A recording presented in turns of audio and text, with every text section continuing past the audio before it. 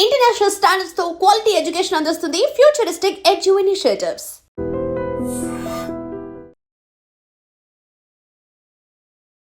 ఈ రోజు గెస్ట్ గురించి నేరుగా ఆయన్నే మీకు పరిచయం చేస్తాను. ఫస్ట్ టైం చిరంజీవి గారిని ఎక్కడ చూసారు? ముగ్గురు మనగాళ్ళే చుట్టం ఆయన. వెళ్ళి కలిసి చెప్పారా ఇలా మీ నాన్నగారు పంపించారు నాగబాబు గారు? నేను ఆయన చెప్పాను. నాగబాబు గారికి కథ అంతా తెలుసు కదా. జూనియర్ ఎన్టీఆర్ గారితో ఫైట్ వాసన వస్తుందిరా తాగమాకండ్రా నాతో నేను ఆ రోజు తాగేసి ఉన్నాను. బట్ ఒక ఫైట్ చేసినందుకు ప్రభాస్ గారు మీకు 10,000 ఆయన సొంత డబ్బులు ఇచ్చారట. మటన్ షాప్లో ఫైట్ చేశాము. నా చేతిలో 2 కత్తుకుంటే. ఒకవేళ డైరెక్ట్గా మీరు తీసుకోవాల్సి వస్తే డబ్బులు వసూలు అవుతాయి ఇండస్ట్రీలో? రాజశేఖర్ గారు నాకు 70,000 రావాలి. ఏ షూటింగ్లో అయినా చావు తప్పి బయటపడ్డాను దేవుడా అని దండం పెట్టుకున్న ఒక ఇన్సిడెంట్ ఏమైనా ఉంది? ఛత్రపతిలో 200 కిలోమీటర్ల సముద్రంలోకి వెళ్ళాం. అక్కడ ఫైట్ ప్రభాస్ నా ఎంత షాపులు తిరుగుతూ ఉండే. ఫైటర్కి యూనియన్ నుంచి వచ్చే సపోర్ట్ ఎలా ఉంటుంది? మాకు యూనియన్ లేకపోతే బతకలేమన్నా. మన ఫైటర్స్కి ఇప్పటి వరకు ఇన్సూరెన్స్ లేదు. ఇన్సూరెన్స్ ఎవరు చేయలేకపోయారు. నేను ప్రభాస్ గారిని అడిగాను ఒకసారి, ఇది ఒక హెల్ప్ చేయండి బాబు. కరోనా తర్వాత దారుణమైన జీవితాన్ని ఫేస్ చేయాల్సి వచ్చింది.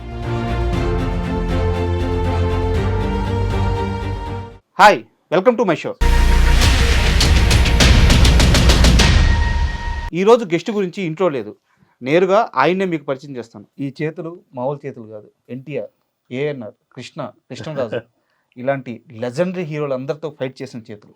అలాగే చిరంజీవి, బాలకృష్ణ, నాగార్జున, ఒక తరం స్టార్లందరితో ఈయన ఫైట్ చేశారు. ఫైటర్ రామకృష్ణ గారు మనతో ఉన్నారు. ఆయన అడిగి ఆయన సినీ విశేషాలన్నీ తెలుసుకుందాం. సార్, ఫైనల్గా అంటే చాలా రోజుల నుంచి మీ ఇంటర్వ్యూ కోసం వెయిటింగ్, మొత్తానికి మీరు మాకు ఇంటర్వ్యూ ఇవ్వడానికి వచ్చారు, చాలా థ్యాంక్స్. అండ్ 5వ క్లాస్ దాకా చదివారు. నెల్లూరు దగ్గరగా లేదా ప్రకాశం జిల్లాలో ఒక చిన్న పల్లెటూరు. అక్కడి నుంచి 5th క్లాస్ చదివి ఎలాంటి బ్యాక్గ్రౌండ్ లేకుండా ఒక రాజు మాస్టర్ని ఇన్స్పిరేషన్గా తీసుకొని చెన్నై వెళ్ళారు.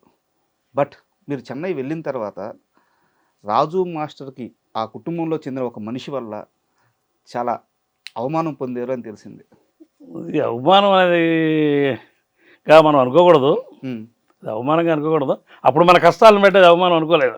ఏం జరిగింది అంటే రాజు మాస్టర్ ఉన్నారనే మీరు చెన్నై వెళ్ళింది. అవును, ఆయన ఇంటికి వెళ్ళారు, ఆయన లేరు, అక్కడ ఎవరున్నారు, ఏం మాట్లాడారు, ఏం జరిగింది? మాస్టర్ గారు సంక్రాంతి పండగకి ఊరు వస్తూ ఉంటారు. ఓకే.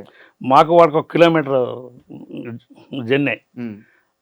సంక్రాంతి పండగకి నేను వెళ్ళి ఆయన అడిగాను, సార్ ఇలాగా నేను కూడా వద్దు చెన్నై వచ్చారా అన్నాడు. చెన్నై వచ్చాయంటే తర్వాత ఆయన ఏమంటే వెళ్ళడానికి అప్పుడు నాకు కుదరలేదు. తర్వాత తర్వాత వెళ్ళాను, ఒక 10 డేస్కి వెళ్ళాను. నేను వెళ్ళేటప్పటికి ఆయన అవుట్డోర్ వెళ్ళి ఉన్నాడు. ఆయన బంగ్లాదేశ్ వెళ్ళి ఉన్నాడు అవుట్డోర్. వాళ్ళ ఆవిడ ఉంది. ఇట్లా అమ్మ నమస్కారం పెట్టి ఇట్లా అమ్మ అని చెప్పారంటే ఇక్కడ కార్డులో గిట్ట వెళ్ళిపోయింది. ఇక్కడ నుంచి లేచిన వల్ల మా ఈగలా మా ఇంటి చుట్టుకున్నారు. తనే ఇదిగా ఉందని చెప్పాను. సరే ఇక తను వదిలేసాక నేను ఇంటికి వచ్చాను. తను వచ్చినాక వద్దామని అని చెప్పాను. ఇంటికి వచ్చాను. ఇక సంవత్సరం మళ్ళీ వెళ్ళలేదు. మళ్ళీ ఎగ్జామ్ పని చేసుకుంటూ ఉన్నాం ఇంటి దగ్గర. ఎగ్జామ్ పని చేసుకుని మళ్ళీ ఇంటికి మళ్ళీ సంక్రాంతికి మళ్ళీ వచ్చాడు అంత. మళ్ళీ వెళ్ళి అడిగాను నేను. ఇలా అడిగితే నేను ఇంతకుముందు రమ్మని చెప్పాను కదా అని చెప్పాను అన్నాడు. తర్వాత నేను ఇంటికి వచ్చాను మాస్టర్ గారు, మేడం గారు లేరని చెప్పింది. అదే నేను వచ్చాను. నేను ఇదంతా ఏం చెప్పలేదు. అయ్యో ఎంత మనకి తాడు భాగం లేదు. అప్పుడు ఇవన్నీ చెప్పుకుంటూ కూర్చుంటే ఫస్ట్ ఇంటి నుంచి బయటికి అంటాడు. ఆ తర్వాత ఆయన్ని మళ్ళీ అడిగితే మళ్ళీ వచ్చే అన్నాడు. మళ్ళీ వెళ్ళేటప్పటికి ఆయన ఇక్కడ సనాల్ సైడ్ ఏటో మళ్ళీ షూటింగ్ వచ్చాడు ఆయన. ఓకే. మళ్ళీ కుదరలేదు. వినోద్ కుమార్ షూటింగ్ దీనికి వచ్చాడు ఆయన. మళ్ళీ ఏంటి పరిస్థితి అర్థం కాలేదు. మళ్ళీ ఇంటికి వచ్చి మళ్ళీ ఎక్సాంకే ఇదే కేసరపాడు ధర్మ అని ఒక ఆయన ఉన్నాడు, కోటీశ్వరుడు, చౌదరి గారు. వాళ్ళ పొలాలు మా మేనమాంగారు ఆయన కావిలి కాస్తూ ఉంటాడు. ఓకే. ఆయన అదే ఆయన 2వ రోజు 3వ రోజు మా పొలం మీదకి వచ్చాడు కారు వేసుకొని. మా మామయ్య గారు అదే ఆయన వస్తున్నాడు, నువ్వు అడగరా, ఆయనకి పరిచయం చేస్తాను. సరే అప్పటికే ఆయన దగ్గరికి కూడా నేను వెళ్ళలేకపోయాను పొలం. మళ్ళీ తర్వాత మళ్ళీ 2 రోజులు మళ్ళీ ఇంటికి వెళ్ళాను. ఓకే. మా మామయ్య గారిని తీసుకుని ఇంటికి వెళ్తే రేపు మార్నింగ్ రెడీ అయిపోయి వచ్చాను నువ్వు, నేను నెల్లూరు వెళ్తున్నాను, అని చెప్పాను. ఆయన ఇట్లా ఫలానా వెంకటరామయ్య గారికి పరిచయం చేస్తానని అనుకోలేదు. వెంకటరామయ్య గారు అంటే కొణిదెల వెంకటరామయ్య, కొణిదెల చిరంజీవి గారి ఫాదర్. కొణిదెల వెంకటరామయ్య గారు. ఓకే.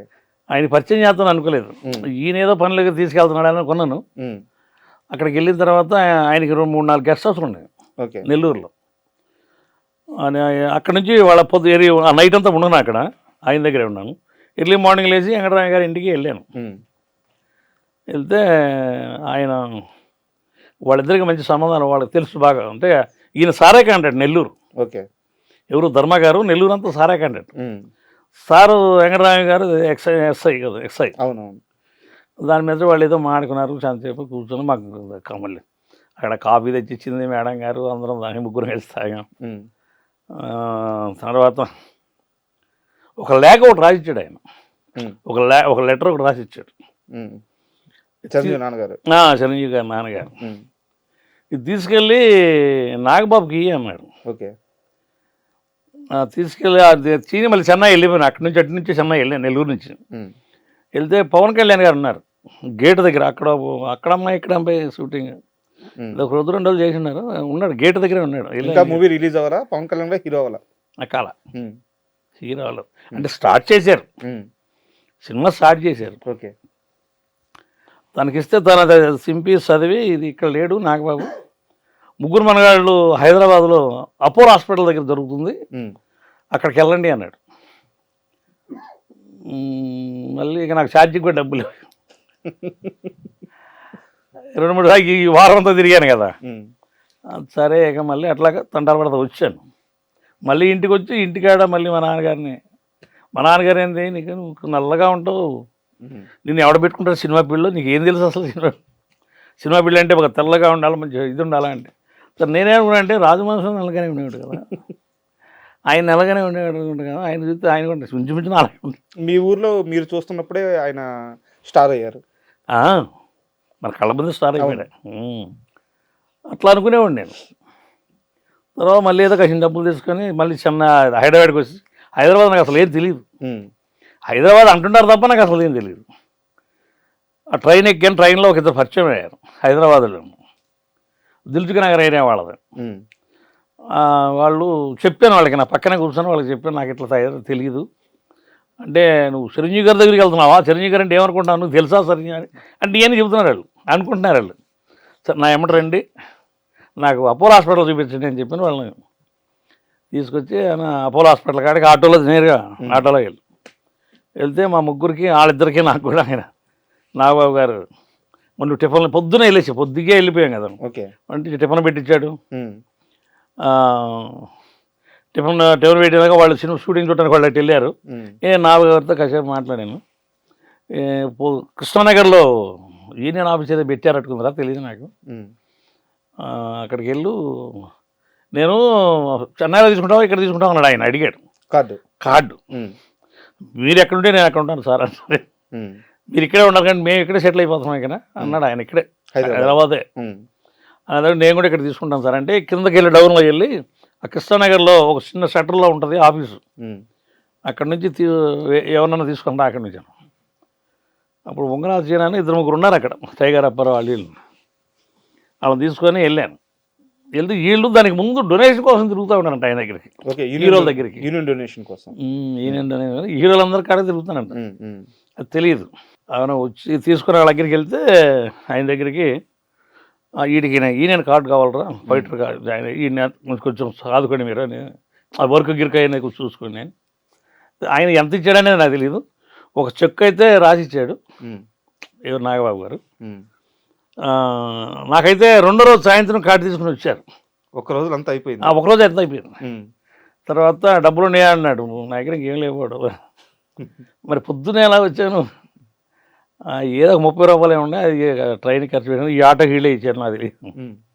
ఆయన అప్పుడు ముందు ఆ 700 అంత జేబులో చేయడం 700 తీసాడు. సరే ఈ పెట్టుకో సాయంత్రం దాకా అని చెప్పాను. ఆయన సాయంత్రం దాకా ఉన్నాను, అక్కడే ఉన్నాను. సాయంత్రం ఒక 2000 ఇచ్చేసాడు. 2000 ఇచ్చి వెంకటగిరిలో రూమ్, అక్కడ చిన్న రూము తీసుకో.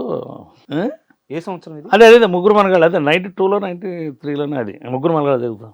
అప్పుడు 2000 అంటే చాలా ఎక్కువ కదా. ఎక్కువే కావాలి. 2000 ఇచ్చాడు. రూమ్ కావాలి కదా, రూమ్ కావాలా నాకు, కుండదడి కావాలి. మీ ముక్కు మొహం తెలియదు, మీతో బంధుత్వం లేదు, ధర్మా గారు వచ్చారండి. కేవలం వాళ్ళ నాన్నగారు ఒక లెటర్ పంపించారని చెప్పి నాన్న మాట వాళ్ళ పోకూడదు. నాన్నగారి మాట. సూపర్. ధర్మా గారు వచ్చారు కదా. ఎవరు పంపించారు నిన్ను అక్కడికి నాన్నగారి దగ్గరికి అంటే ధర్మా గారు వచ్చారు కదా. ధర్మగారు అంటే అప్పట్లో ఆ చుట్టుపక్కలంతా 200-300 ఎకరాల పొలాలు ఉన్నాయి. ఓకే. ధర్మగారు పంపించినప్పటికీ అందరికీ కొంచెం ఇదైంది. అయినా ఆయన ఏంటో నాకు తెలియదు, నేనేంటో తనకు తెలియదు పాపం. ఆ వెంకటగిరిలో ఒక చిన్న రూమ్ తీసుకున్నాను, 300 కిరాయి. సో ఇక్కడ చిన్న క్వశ్చన్ సార్, అంటే చిరంజీవి గారు ఎలాంటి సాయాలు చేస్తారో, పవన్ కళ్యాణ్ గారు ఎలాంటి వారో, నాగబాబు గారు ఎలాంటి వారో మాకు అందరికీ తెలుసు, మీలాంటి వాళ్ళు కూడా చెప్తుంటారు, వింటుంటాం వాళ్ళ చేసే మంచి కార్యక్రమాల గురించి. అయితే వెంకటరామయ్య గారి గురించి చాలా మందికి తెలియదు, వాళ్ళ ఫాదర్ గురించి. మీరు ఆయన్ని ప్రత్యక్షంగా చూసిన మనిషి. నేను చూశాను. సో ఆయన ఎలా ఉండేవారు సాటి మనుషులతో కానీ, మీరు వెళ్ళి కలిసినప్పుడు కానీ అసలు ఎలా మాట్లాడారు, ఎలా రిసీవ్ చేసుకున్నారు? చాలా మంచిగా మాట్లాడాడు ఆయన, మంచిగా మాట్లాడాడు. కొంచెం కాఫీ టీ తాగినా బయటికి పోనాడు ఆయన. మంచి మనస్తత్వం. ఓకే. నేను 2 సార్లు వెళ్ళాను ఆయన. హైదరాబాద్కి వచ్చి మళ్ళీ ఊరు వెళ్ళినప్పుడు కూడా మళ్ళీ ఒకసారి మళ్ళీ ధర్మగారి దగ్గరికి వెళ్ళాను. ఇక్కడ ఓకే ఇరుక్కున్నాక కొంచెం ఆవేశం సినిమా చేశాను.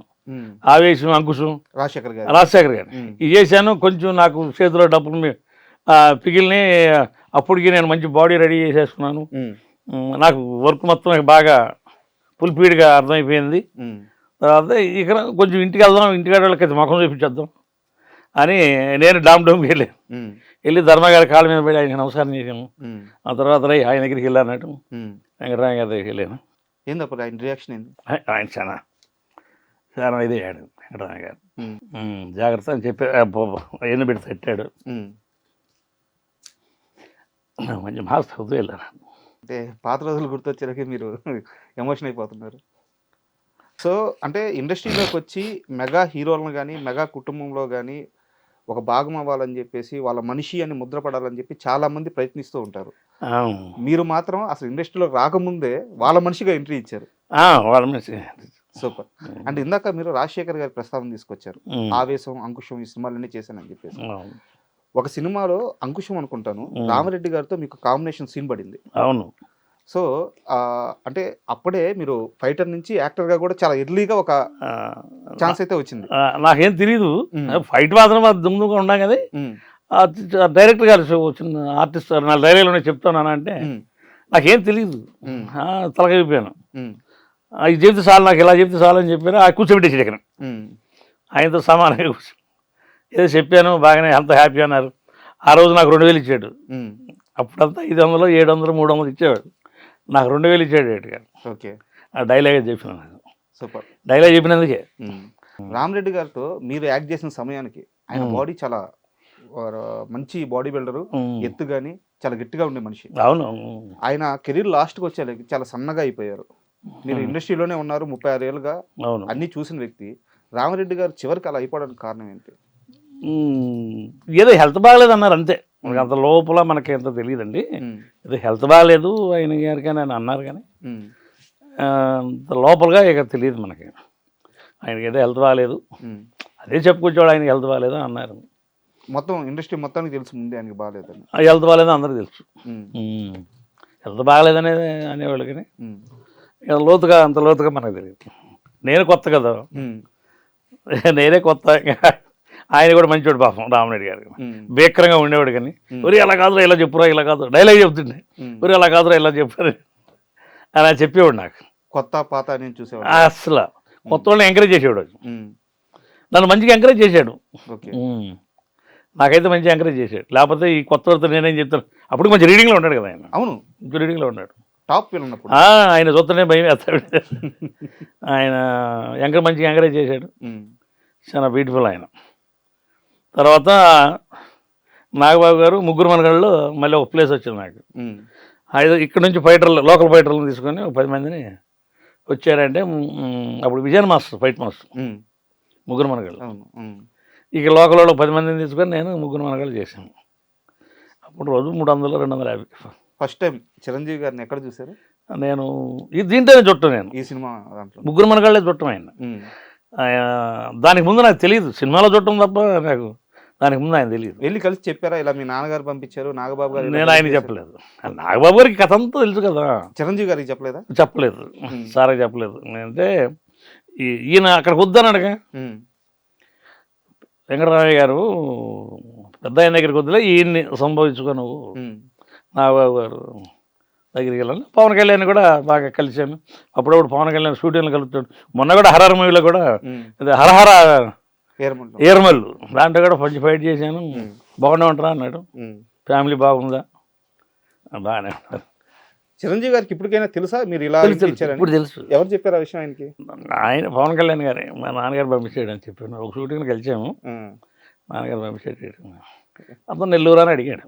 ఓకే నెల్లూరు ఒంగోలని ఓకే ఒంగోలని నేను చెప్పాను. ఉమ్, ఒక్కొక్క గట్టి చేయి ఫైట్ మంచి చేయి అన్నాడు. అదే చాలా సినిమాలు చేశాను ఆయనతో కూడా. ఓకే మొన్న అయితే అదే మంచిగా సంబోధిస్తాడు పాపం. అంత వీళ్ళంత లోతుగా నాకు ఇది కాదు కానీ నాయనబాబుని అయితే బాగా ఫ్రీగా ఉంటాను నేను. అంటే స్టార్టింగ్ నుంచి మాట్లాడుకుంటా ప్లేస్లో వచ్చాను కదా. అవును. అది పవన్ కళ్యాణ్ గారితో కూడా చాలా ఇది ఉంటాను. అండ్ మీరు ఎన్టీఆర్ గారితో, ఏఎన్ఆర్ గారితో, కృష్ణ గారితో, కృష్ణరాజు గారితో ఇలా లెజెండరీ యాక్టర్స్ అందరితో వర్క్ చేశారు. చేశాను. తర్వాత చిరంజీవి, నాగార్జున, బాలకృష్ణ, వెంకటేశ్వర వీళ్ళందరితో కూడా పనిచేశారు. పనిచేశాను. సో ఇంతమంది హీరోలతో పనిచేస్తున్నప్పుడు మీకు చాలా పరిచయాలు ఏర్పడి ఉంటాయి అన్నమాట. సో ఇన్ని పరిచయాలు మీకు కెరీర్లో ఎలా ఉపయోగపడ్డాయి? కెరీర్ అంటే నేను వాళ్ళ దగ్గరికి నేను ఉపయోగపడడానికని నేను పోలేదు దేనికేని. నాకు రన్నింగ్ బాగుంది కదా. ఎక్కడన్నా కొంచెం కట్ అయితే మనం ఎవరన్నా కొంచెం ఇది చేసానికి ఇదే మనకి రన్నింగ్ బాగుంది కదా. రన్నింగ్ బాగున్నప్పుడు ఇంక వాళ్ళ దగ్గరికి వెళ్ళలేదు. అంటే వెళ్ళాల్సిన అంత ఇది ఇంకా నాకు దేవుడు నాకు రన్నింగ్ అంత బాగానే ఉంది. ఏదన్నా కొంచెం రేపు నెలలో 2 రోజులు షూటింగ్ లేదు అనుకుంటే మూడోసారి మళ్ళీ 3వ రోజు ఇంకో మాస్టర్ లైన్లోనే ఉంటాను. నాకు ఎవడో ఒకళ్ళు ఈయన మాత్రం బాగా ఆదుకున్నాడు. ఎవరు మహేష్ బాబు శ్రీమంతుడి దగ్గర నుంచి బాగా ఆదుకున్నాడు. అదే కదా మీకు షూటింగ్ లేదు, ఆయన పిఏ అసిస్టెంట్ ఉండేవాడు కాస్ట్యూమ్ అతను రాజు అని. కర్రీడు ఏం చేస్తున్నాడు చూడరా, ఇంటికాడ ఉన్నాడు బాబు అని. అంటే వీళ్ళు వచ్చి కాసేపు నుంచోని సాంగ్ జరిగేటప్పుడు కూడా అంటే ఫైట్ కాదు, సాంగ్లో కూడా వచ్చి రమ్మని కాసేపు వెళ్ళి కాసేపు అట్టుంటే మనం ఫైట్ రాజు వాడికి పేమెంట్ ఇచ్చి పంపించాను నేను. కొంచెం ఆయన బాగానే అలా అంటే జేబుల నుంచి తీసి ఇది కాకుండా ఈ రూట్లో నన్ను కొంచెం పని కల్పించి గౌరవప్రదంగా ఒక వేతనం ఇవ్వడం నాకు అది ఆయన చేశాడు. బట్ ఇప్పటికి కూడా నాకు ఆ మర్యాద ఆయన దగ్గర ఉంది. మొన్న రాజమౌళి గారు షూటింగ్ జరుగుతున్నాడు, అడేం చేస్తాడు కర్రీడు అని. అక్కడ మాస్టర్ వేరు, ఆ రాజుని అడిగేవాడు కర్రీడు ఏం చేస్తున్నాడు, షూటింగ్లో ఉన్నాడు, ఉంటే పర్లేదు అలా ఒక గంట కనిపెడుతూనే ఉంటారు. అంటే నేను కూడా ఆయనగా మంచి మరే ఇస్తాను. అయితే నన్ను గుర్తుపెట్టుకున్నందుకు ఆయనకి చాలా థ్యాంక్స్.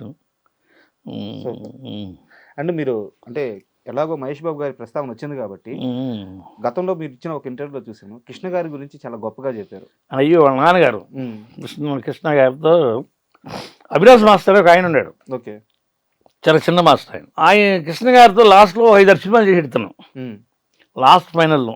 ఓకే, కృష్ణ గారు ఏంటంటే ఒక 100 మందిని ఉంచబెట్టినా కూడా 100 మందిని కూడా కొట్టుకుంటూ వెళ్తాడు, ఎక్కడ మిస్ చేయరు, ఎక్కడ మిస్ చేయడు టైమింగ్. నేను ఆయనతో 4-5 సినిమాలు చేశాను. ఓకే, బాగా ఫైట్ 4-5 సినిమాలు గట్టి ఫైట్లో చేశాను. 100 మందిని కూడా కొట్టుకుంటూ వెళ్తాడు.